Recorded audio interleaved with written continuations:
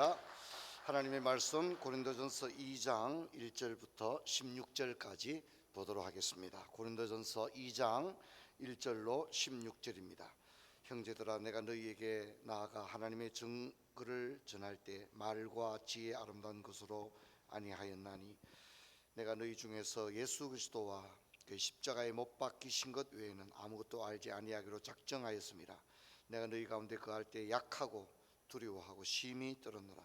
내 말과 내 전도함이 설득력 있는 지혜의 말로 하지 아니하고 다만 성령의 나타나심과 능력으로 하여 너희 믿음이 사람의 지혜에 있지 아니하고 다만 하나님의 능력에 있게 하려 하였노라. 6절부터는 같이 읽겠습니다.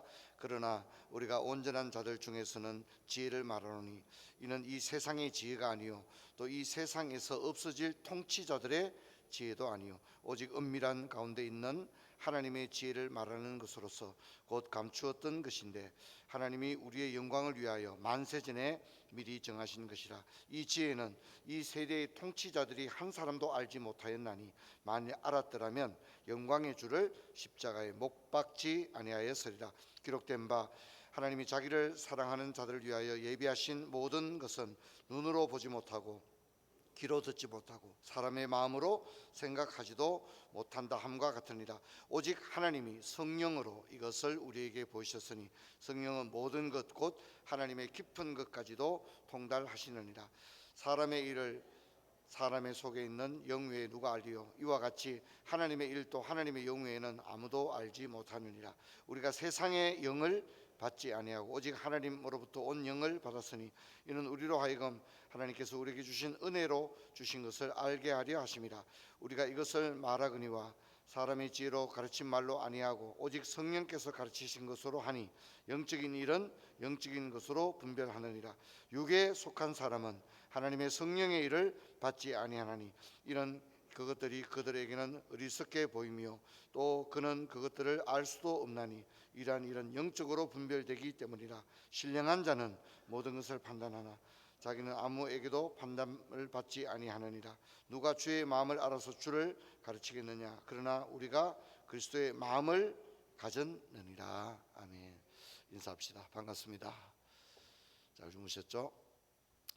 날씨가 아주 오늘 아침에 쌀쌀했었습니다. 영하 아침 2도까지 떨어졌는데 낮 기온은 조금 올라가는 것 같습니다. 그리고 주 후반에는 낮 기온이 다시 20도까지 올라간다고 합니다. 그러니까 기온 격차 굉장히 심한데 이때 여러분 건강관리 잘 하셨으면 좋겠습니다.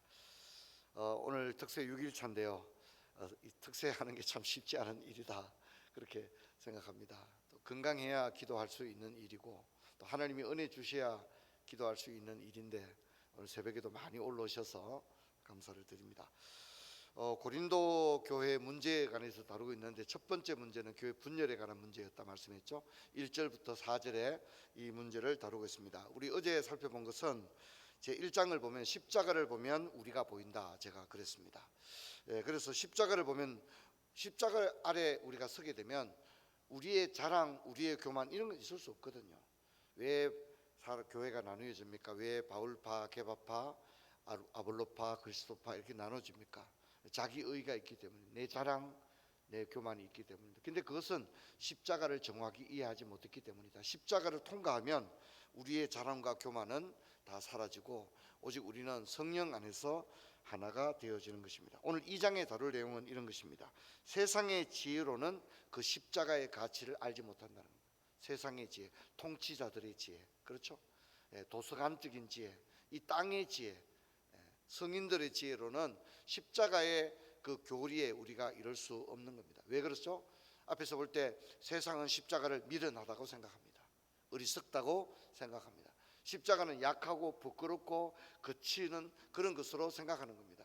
그렇기 때문에 그 십자가가 영광의 십자가요 구원의 십자가라는 걸 깨닫기 위해서는 하나님의 지혜가 필요하다는 겁니다. 근데 이게 세상 사람들 이걸 깨닫지 못했습니다. 통치자들이 이걸 깨달았다면 그리스도를 십자가에 못 박지 아니했으리라 그렇게 얘기하면서 우리는 어떻게 이걸 깨닫게 되었느냐? 성령으로 깨닫게 되었다. 할렐루야. 성령으로 깨닫게 된 겁니다. 그래서 우리가 이렇게 깨닫고 알고 믿고 고백하고 예수를 믿음의 우리가 예수의 믿음에 이르게 된 것은 하나님의 값없이 주시는 선물인 것입니다. 내 지성의 결과물이 아닌 것입니다. 내 연구의 결과물이 아닌 것입니다. 내가 새벽기도 40일 했더니 40일 하고 나 예수 믿어지더라. 그런 건 없습니다. 내 노력의 결과가 아니거든요. 이건 하나님의 전적인 은혜인데, 하나님의 사랑이 내 마음에 부음바 되미니, 이게 우리의 물을 이렇게 붓듯이 하나님께서 내 마음에 하나님의 사랑을 부어 주셨다는 겁니다. 그래서 예수 믿은 거죠. 바울이 빌립보의 강가에 가서 유대인 여인들이 모여 기도하는데 거기서 말씀을 드렸더니 하나님이 루디아의 마음을 열어 믿게 하셨다. 할렐루야. 그렇지 않습니까? 그죠? 믿게 하셨죠. 고넬료의 집에 가서 말씀을 전하는데 어떻게 됐죠? 말씀을 전하는 중에 성령이 내려오시니, 말씀을 전하는 중에 성령이 각 사람 속에 역사하시니까 고넬료와 그의 온 집이 예수를 믿는 역사가 일어난 겁니다. 우리가 고대하는 바는 우리 고륙 지친 부모, 형제, 조카들까지 다 예수 믿는 게 지금으로서 우리가 가장 중요한 일인데, 이번에 우리가 5월 한 달 동안 새생명 축제를 하잖아요. 우리 교회 29년 역사에 한 번도 그렇게 해본 적이 없습니다. 사실 우리 교회는 전도하는 일에 좀 그렇게 막 다른 교회보다 더 열정적으로 했다, 그렇게 보기는 좀 어렵습니다. 근데 이번에 우리가 3주를 앞두고 하는데 전 좋은 기회라고 생각해요. 믿음은 들음에서 날 줄로 믿습니다. 와서 듣는 중에 성령이 그 사람 가운데 역사하면 마음으로 믿는 역사가 일어나는 겁니다. 이번에는 할 수 있으면 한 주만 오지 말고 두 주나 혹은 4주 다 오셔도 계속 새로운 강사들에게 또 새로운 간증과 새로운 찬양과 이걸 듣는 중에 저는 하나님의 역사가 일어나리라고 믿습니다. 그런 소망을 가지고 꼭 그렇게 하기를 바랍니다.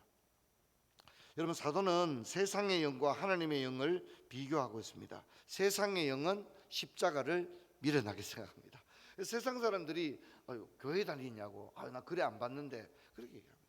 여기 있는 분들 중에도 교회하고 나는 좀 상관이 멀다, 나는 아마 교회는 안 다닐 것 같다, 그랬는데 지금 교회 다니는 분도 있을 겁니다. 왜냐하면 교회 다니는 게 이상하게 생각되기 때문입니다. 앨리스트 맥그레스라고 하는 유명한 기독교 변증가가 있습니다. 근데 이 사람은 옥스퍼드에서 24살 나이에 생물학으로 박사학위를 받았던 사람인데, 이 사람의 늘 마음에 예수 믿는 사람들 참 보이지 않는 하나님을 저래 믿는다고 저렇게 하니 참 너무 말도 안 된다. 그래서 이 젊은 박사가, 생물학 박사가 기독교의 이 허구성을 파헤치겠다, 이렇게 대단한 야심을 가지고 기독교 교리를 본인이 연구했습니다. 믿으려고 연구한 게 아니라 반박하려고 연구했는데, 이 사람이 오히려 기독교 역사와 교리에 대해서 연구하는 중에 자기가 오히려 예수를 믿게 되었어요. 할렐루야. 대단한 일이죠.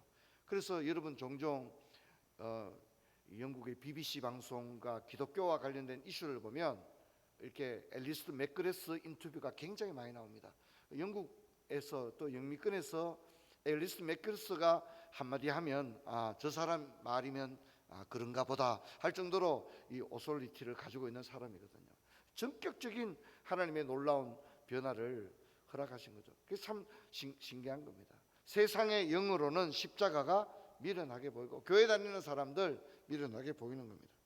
하지만 우리는 어떻게 해서 이 십자가의 은혜를 알게 되었습니까? 그것은 성령으로 보여주셨다, 그렇게 이야기를 하고 있습니다.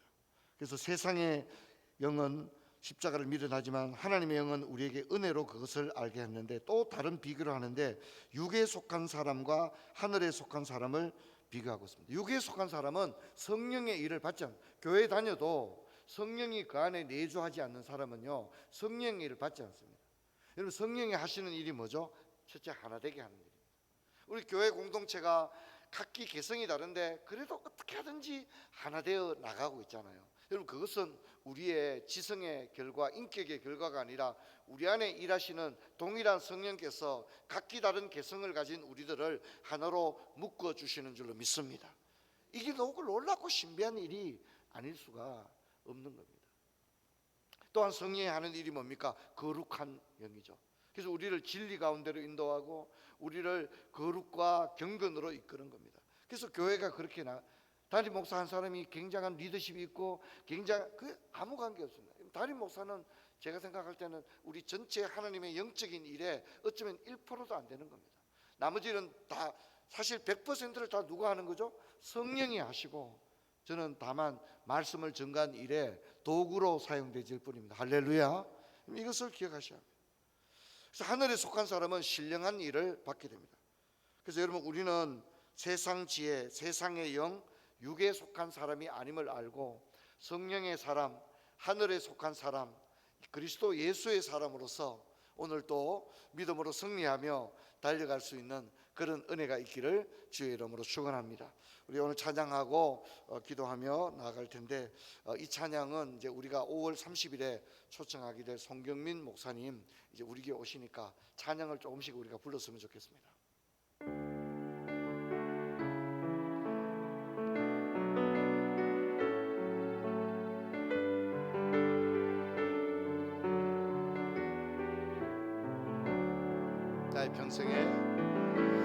나의 평생에 가장 복된 일은 내가 예수님을